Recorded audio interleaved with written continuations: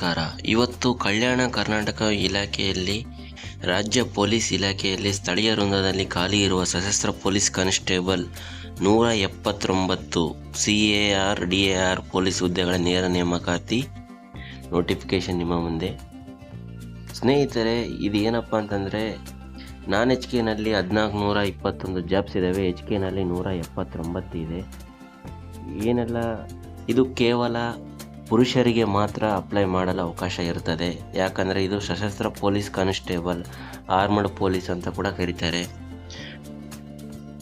ಇದಕ್ಕೆ PUC ಅಥವಾ ತತ್ಸಮಾನ ಹುದ್ದೆ ವಿದ್ಯಾರ್ಹತೆ ಆಗಿರುತ್ತದೆ.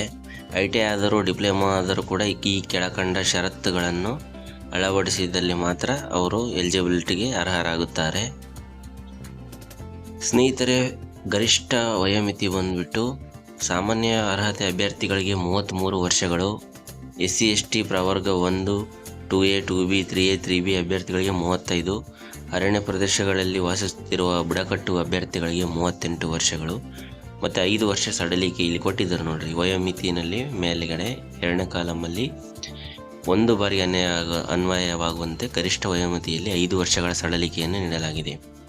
ಅರ್ಜಿ ಸಲ್ಲಿಕೆ ವಿಧಾನ ಬಂದು cet.karnataka.gov.in/KEA ನಲ್ಲಿ ನೀವು ಅಪ್ಲೈ ಮಾಡಬಹುದು. ಅರ್ಜಿ ಸಲ್ಲಿಸಲು ಪ್ರಾರಂಭ ದಿನಾಂಕ 22 ಜೂನಿಂದ ಸ್ಟಾರ್ಟ್ ಆಗಿದೆ, 22 ಜುಲೈವರೆಗೂ ಇದೆ. ಶುಲ್ಕ ಪಾವತಿ ಮಾಡಲು ಕಡೆಯ ದಿನಾಂಕ 24 ಜುಲೈವರೆಗೂ ಇದೆ. ಅಭ್ಯರ್ಥಿಗಳು ಭರ್ತಿ ಮಾಡುವ ಮೊದಲು ಅರ್ಹತೆಗೆ ಸಂಬಂಧಿಸಿದ ಎಲ್ಲ ಸೂಚನೆಗಳನ್ನು ಓದಿಕೊಳ್ಳಬೇಕು. ನೀಡಿರುವ ಸೂಚನೆಗಳನ್ನು ಅರ್ಜಿಯಲ್ಲಿ ಭರ್ತಿ ಮಾಡತಕ್ಕದ್ದು. ತಪ್ಪು ಅಥವಾ ಸುಳ್ಳು ಮಾಹಿತಿ ಯಾವುದೇ ಕಾರಣಕ್ಕೂ ಕೊಡೋಕ್ಕೆ ಹೋಗ್ಬೇಡ್ರಿ. ಯಾಕಂದರೆ ಈಗೆಲ್ಲ ನೀವು ಅನ್ಯಾಯವಾಗಿ ಜಾಬ್ ಸೇರ್ಕೊಂಡ್ರೂ ಅದನ್ನು ರಿಕವರಿ ಮಾಡ್ತಾರೆ. ನಿಮ್ಮ ಲೈಫ್ ವೇಸ್ಟ್ ಆಗುತ್ತೆ, ಟೈಮ್ ವೇಸ್ಟ್ ಆಗುತ್ತೆ. ಯಾವುದೇ ಕಾರಣಕ್ಕೂ ನೇರ ಮಾರ್ಗದಲ್ಲಿ, ಸತ್ಯದ ಮಾರ್ಗದಲ್ಲಿ ನಡೆಯಿರಿ. ಅನ್ಯ ಮಾರ್ಗದಲ್ಲಿ ನಡೆದರೂ ತಾತ್ಕಾಲಿಕವಾಗಿ ಸುಖ ಸಿಗಬಹುದು, ಆದ ನಂತರ ಕಟ್ಟಿಟ್ಟ ಬುತ್ತಿ ದುಃಖ ಅನ್ನೋದು. ಕಾಯಂ ಪೂರ್ವ ಅವಧಿ ಇರುತ್ತದೆ 2 ವರ್ಷ. ವೇತನ ಶ್ರೇಣಿ ಇದೆ ಅಲ್ವಾ, 37,500ರಿಂದ ಬೇಸಿಕ್ ಸ್ಟಾರ್ಟ್ ಆಗುತ್ತೆ. ಅದಕ್ಕೆಲ್ಲ ಅಲವೆನ್ಸ್ ಎಲ್ಲ ಆ್ಯಡ್ ಆಗಿ ನಿಮಗೆ 45,000ವರೆಗೂ ಸಿಗ್ಬೋದು ಸ್ಟಾರ್ಟಿಂಗ್ ಮಂತಿಂದನೇ. ಮತ್ತು ಶುಲ್ಕ ಎಷ್ಟೆಲ್ಲ ಇದೆ ಅಂದರೆ, ಸಾಮಾನ್ಯ ಅರ್ಹತೆ ಅಭ್ಯರ್ಥಿಗಳಿಗೆ 750, SC ST ಪ್ರವರ್ಗ 1 ಮಾಜಿ ಸೈನಿಕ ಅಭ್ಯರ್ಥಿಗಳಿಗೆ 500. ಲಿಖಿತ ಪರೀಕ್ಷಾ ವಿಧಾನ ಇರುತ್ತದೆ. ಲಿಖಿತ ಪರೀಕ್ಷೆಯನ್ನು ರಾಜ್ಯದ ಆಯ್ದ ಜಿಲ್ಲಾ ಕೇಂದ್ರಗಳಲ್ಲಿ ನಡೆಸಲಾಗುವುದು. ಅಲ್ಲಲ್ಲಿ ಜಿಲ್ಲಾ ಕೇಂದ್ರಗಳಲ್ಲಿ ಇದು ಮಾಡ್ತಾರೆ. ಪ್ರಶ್ನೆ ಪತ್ರಿಕೆ ಏನಿದೆ ಅಂತ ನೋಡಿ.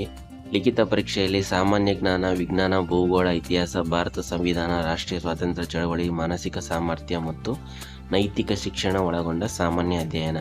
ಸ್ನೇಹಿತರೆ, ಒಟ್ಟು 100 ಕ್ವಶನ್ಗೆ 100 ಮಾರ್ಕ್ಸ್ ಇರ್ತವೆ. 1.5 ಗಂಟೆ ಎಕ್ಸಾಮ್ ಅಷ್ಟೇ ಕೇವಲ. ನೀವು ಟೆಕ್ಸ್ಟ್ ಬುಕ್ಸ್ ಕನ್ನಡ ಮೀಡಿಯಮ್ಮು ಗೋರ್ಮೆಂಟಲ್ಲಿ ಸಿಗ್ತಕ್ಕಂಥ ಗೋರ್ಮೆಂಟ್ ಶಾಲೆಯಲ್ಲಿ 8, 9, 7, 8, 9, 10 ಸಮಾಜ ವಿಜ್ಞಾನ ಮತ್ತು ವಿಜ್ಞಾನ ಪುಸ್ತಕಗಳನ್ನು ಓದಿ. ಅದರಲ್ಲಿ ಭಾಳ ಕ್ವಶನ್ಸ್ ಬರ್ತವೆ. ಮತ್ತು ಮಂತ್ಲಿ ಮ್ಯಾಗ್ಝಿನ್ ಬರ್ತಾವಲ್ಲ, ಸ್ಪರ್ಧಾ ಸ್ಫೂರ್ತಿ, ಸ್ಪರ್ಧಾ ವಿಜೇತ, ನ್ಯೂಸ್ ಪೇಪರ್ಸು, ಇವೆಲ್ಲವೂ ಓದ್ಕೊಳ್ಳಿ. ಈಸಿಯಾಗಿ ಸಿಗುತ್ತೆ, ಕಷ್ಟಪಟ್ಟರೆ ಸಿಗುತ್ತೆ. ಫಿಸಿಕಲಿ ಮತ್ತು ಕೆಲವು ಟೆಸ್ಟ್ಗಳಿರ್ತವೆ. ಲಿಖಿತ ಪರೀಕ್ಷೆ ದಿನಾಂಕ ಕೂಡ ಕೊಟ್ಟಿದ್ದಾರೆ, ಸೆಪ್ಟೆಂಬರಲ್ಲಿದೆ. ಮಧ್ಯಾಹ್ನ 2:30ರಿಂದ 4 ಗಂಟೆವರೆಗೆ. ಯಾವುದೇ ಕಾರಣಕ್ಕೂ ತಪ್ಪು ಆಯ್ಕೆಗಳನ್ನು ಇದು ಮಾಡಬೇಡಿ. ಯಾಕಂತಂದರೆ ಋಣಾತ್ಮಕ ಮೌಲ್ಯಮಾಪನ ಕೂಡ ಇದೆ. ಅಂದರೆ ನೀವೇನಾದರೂ ತಪ್ಪಾಗಿ ಆನ್ಸರ್ ಮಾಡಿದರೆ, ರೌಂಡ್ ತಿದ್ದುಪಡಿ ಮಾಡಿದರೆ ಅದಕ್ಕೆ 1/4 ಮಾರ್ಕ್ಸ್. ಒಂದು ತಪ್ಪು ಮಾಡಿದರೆ 4ರಲ್ಲಿ 1 ಭಾಗ ಕಟ್ಟಾಗುತ್ತದೆ. 4 ಕ್ವಶನ್ನು ತಪ್ಪು ಮಾಡಿದರೆ 1 ಮಾರ್ಕ್ಸ್ ನಿಮಗೆ ಬಂದಿದ್ದರಲ್ಲೇ ಹೋಗುತ್ತೆ. ಮತ್ತು ಫಿಸಿಕಲ್ ಟೆಸ್ಟ್ 1:5 ಬಿಡ್ತಾರೆ ಲೀಸ್ಟು. ಅದರಲ್ಲಿ ನಿಮಗೆ ರನ್ನಿಂಗ್ ರೇಸು ಇವೆಲ್ಲ ಇರ್ತವೆ. ಇದು ಮಾಜಿ ಸೈನಿಕ ಅಭ್ಯರ್ಥಿಗಳಿಗೆ ಕನಿಷ್ಠ ಎತ್ತರ 168 ಸೆಂಟಿಮೀಟರು ಪುರುಷರಿಗೆ. ಹಿಗ್ಗಿದಾಗ ಕುಗ್ಗಿದಾಗ ಎದೆಯ ಸುತ್ತಳತೆ ವಿಸ್ತೀರ್ಣ 5 ಸೆಂಟಿಮೀಟರ್ವರೆಗೆ ಹೆಚ್ಚಾಗಬೇಕು. 1600 ಮೀಟರ್ ಓಟ. ಫಿಸಿಕಲ್ ದೈಹಿಕ ಸಹಿಷ್ಣುತೆ ಪರೀಕ್ಷೆ ಇದು ಇಂಪಾರ್ಟೆಂಟು. ಇದು ದಿನನಿತ್ಯ ನೀವು ಪ್ರಾಕ್ಟೀಸ್ ಮಾಡಿದರೆ ಮಾತ್ರ ನೀವು ಪಾಸ್ ಆಗೋಕ್ಕೆ ಸಾಧ್ಯ. ಪೊಲೀಸ್ ಜಾಬ್ಸ್ ವರ್ಷ ಕರಿತಾ ಇರ್ತಾರೆ. ಈ ಮೊನ್ನೆ ಸ್ವಲ್ಪ ವಿಳಂಬವಾಗಿತ್ತು ಅಷ್ಟು ಬಿಟ್ಟರೆ, ಈಗ ಅಧಿಸೂಚನೆಗಳು ಫಸ್ಟ್ ಬಂದಿರೋದೇ ಪೊಲೀಸ್ ಇಲಾಖೆಯಲ್ಲಿ. ಇನ್ನೂ ಹಲವಾರು ಅಧಿಸೂಚನೆಗಳು ಬರೋದರಲ್ಲಿ ಇದ್ದಾವೆ, ವೇನಲ್ಲಿದ್ದಾವೆ. ಆ ಅಧಿಸೂಚನೆಗಳು ನಿಮಗೆ ಬರಲೇಬೇಕು ಅಂದರೆ ನಮ್ಮ ಚಾನಲ್ ಮುಖಾಂತರ ಆಗಲಿ ನಿಮಗೆ ಕೆಲವು ಬಂದೇ ಬರ್ತವೆ. ಆದ್ದರಿಂದ ನೀವು ಫಸ್ಟಿಗೆ ನಮ್ಮ ಚಾನಲ್ನ ಸಬ್ಸ್ಕ್ರೈಬ್ ಮಾಡ್ಕೊಂಡು ಪಕ್ಕದಲ್ಲಿರುವ ಬೆಲ್ ಐಕನನ್ನು ಕ್ಲಿಕ್ ಮಾಡ್ಕೊಳ್ಳಿ. ಅಧಿಸೂಚನೆ ಬಂದಾಗ ನಿಮಗೆ ನೋಟಿಫಿಕೇಷನ್ ಥ್ರೂ ನೋಡ್ಕೋಬೋದು. ಭಾಳ PDOs ಎಲ್ಲ ಕರಿತಾ ಇದ್ದಾರೆ, ಭಾಳ ಇಲಾಖೆ ಸುಮಾರು ಮೊನ್ನೆ 76,000 ಜಾಬ್ಸ್ ಕರಿತಾರೆ ಅಂತ ಹೇಳಿದ್ದಾರೆ.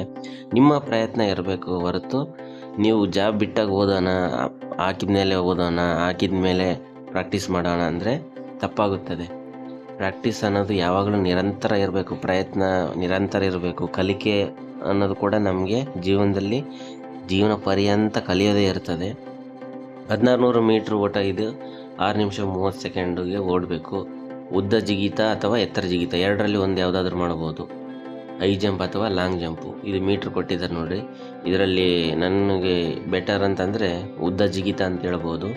ಈಸಿಯಾಗಿ ಪ್ರಾಕ್ಟೀಸ್ ಮಾಡ್ಬೋದು. ಉಸುಗು ಹಾಕ್ಕೊಂಡು ಪ್ರಾಕ್ಟೀಸ್ ಮಾಡಿ. ಗುಂಡು ಎಸೆತ ಅಂತೂ ಈಸಿ, 3 ಅವಕಾಶ ಕೊಟ್ಟಿರ್ತಾರೆ. ಉದ್ದ ಜಿಗಿತಕ್ಕೂ ಎತ್ತರ ಜಿಗಿತಕ್ಕೂ 3 ಅವಕಾಶ ಕೊಟ್ಟಿರ್ತಾರೆ. ಮಾಜಿ ಸೈನಿಕರಿಗೆಲ್ಲ ಸ್ವಲ್ಪ ಕಡಿಮೆನೇ ಇರ್ತದೆ. ಇಲ್ಲಿ ಎಲ್ಲ ಅಭ್ಯರ್ಥಿಗಳು ಏನಪ್ಪ ಅಂತಂದರೆ HKದು ಹಾಕ್ರಿ, ನಾನ್ HKದು ಹಾಕ್ರಿ, ಎಲ್ಲದು ಹಾಕ್ಬಿಟ್ಟು ನೀವು ಪ್ರಾಕ್ಟೀಸ್ ಮಾಡಿ. ಎಲ್ಲ ಒಂದು ಮಿಸ್ ಆದರೆ ಒಂದು ಹೊಡಿಬೇಕು. ಗೋಲ್ ಅನ್ನೋದು ಇಟ್ಕೊಳ್ಳಿ, ಏಮ್ ಅನ್ನೋದು ಇಟ್ಕೊಳ್ಳಿ. ಏನು ಇಲ್ದಂಗೆ ಬದುಕಕ್ಕೆ ಹೋಗ್ಬಿಡಿ. ಹಣ ಸಂಪಾದನೆ ಮಾಡಿದ್ರೇ, ಜಾಬ್ ಇದ್ರೇ ವ್ಯಾಲ್ಯೂ ಕೊಡೋದು. ಈಗಿನ ಕಾಲಕ್ಕೆ ನೀವು ಏನೋ ಜನ ವ್ಯಾಲ್ಯೂ ಕೊಡ್ತಾರೆ ಅಂದರೆ ಅದೆಲ್ಲ ಸುಳ್ಳು. ನಿಮ್ಮ ಹತ್ರ ಹಣ ಇರಬೇಕು, ಒಂದು ಉದ್ಯೋಗ ಅನ್ನೋದು ಇರಬೇಕು. ನಿಮ್ಮ ಸ್ಟ್ಯಾಂಡರ್ಡಲ್ಲಿ ನೀವು ಬದುಕಿದರೆ ಸೊಸೈಟಿ, ಫ್ರೆಂಡ್ಸು, ರಿಲೇಷನು, ನಿಮ್ಮ ಹುಡುಗಿನೋ ನಿಮ್ಮ ವೈಫ್ ಎಲ್ಲರೂ ಮರ್ಯಾದೆ ಕೊಡೋದು ಕೇವಲ ಹಣಕ್ಕಾಗಿ ಮಾತ್ರ ಅಂತ ನಾನು ಹೇಳಬಲ್ಲೆ. ಸ್ನೇಹಿತರೆ, ಇಂಥ ಒಳ್ಳೆಯ ಕಂಟೆಂಟ್ಗಳಿಗಾಗಿ, ಒಳ್ಳೆಯ ನೋಟಿಫಿಕೇಷನ್ಗಳಿಗಾಗಿ, ರಿಕ್ರೂಟ್ಮೆಂಟ್ ನೋಟಿಫಿಕೇಷನ್ನು ಹಾಗೂ ಇತರೆ ವಿಡಿಯೋಗಳಿಗಾಗಿ ನಮ್ಮ ವಿಡಿಯೋ ಇಷ್ಟ ಆಯಿತಾ ಚಾನಲ್ನ ಸಬ್ಸ್ಕ್ರೈಬ್ ಮಾಡಿ, ಲೈಕ್ ಮಾಡಿ, ಕೆಲವರಿಗೆಲ್ಲ ಶೇರ್ ಮಾಡಿ ನಿಮ್ಮ ಸ್ನೇಹಿತರಿಗೆ, ಬಂಧುಗಳಿಗೆ.